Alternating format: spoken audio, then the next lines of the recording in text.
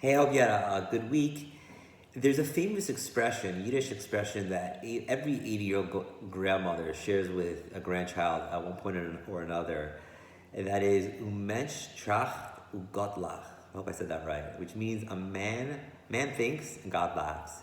And if you just look around your life, even just this year, there's so many things that you could plan and you think is this is what's going to happen, doesn't end up happening. These are like upside down. Something that you think makes sense ends up not making sense. Something that doesn't make any sense ends up making sense. Um, Whatever it might be, the market, your the news, the politics, everything is we have no control, literally, of anything. Again, you're supposed to plan as best as to your ability, but as we say in Judaism, ein o mavado, everything's up to God. God has the final say. And in this week's Torah portion, there's a source, a beautiful source to this concept. It's a Bamidbar, which is numbers.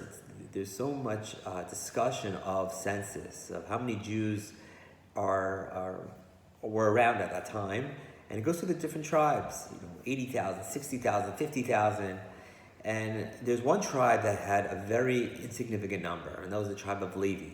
I think the most they had was 8,500, and the Ramban Nachmanides, he gives an explanation. Why is that true? Why was it such a small number in the tribe of Levi?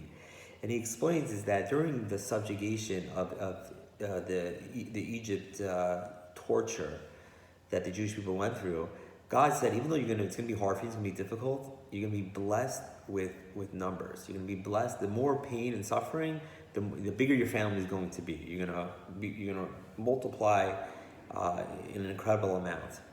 Shevet Levi, the Levi tribe, wasn't subject to that rule, so they never got that blessing, and everything was very natural. When they had a child, they had, let's say, one or two. When the other tribes had children, they had like 5 or 6.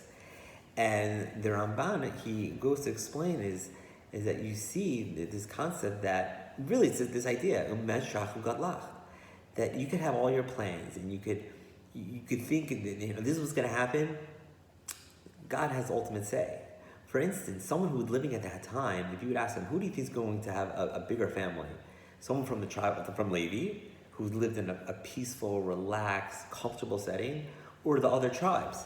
You would say, of course, Shevet Levi. They everything kind of was going well for them. It was they weren't under any they weren't slaves. Whereas these other tribes, they had it very difficult.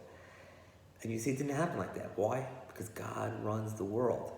And it's something to bear in mind as we look around what's going on, with Israel under attack, and our prayers are with them. And, it's a challenging, difficult situation. And that's following what happened in Meron, which is following Corona. Ultimately, I think it's going to give us solace, I believe, and comfort, is God runs the world. And if we could tap into that, it'll make it easy for us to go through these hardships that we're going through. Nothing is natural. Everything's up to God. Shabbat Shalom.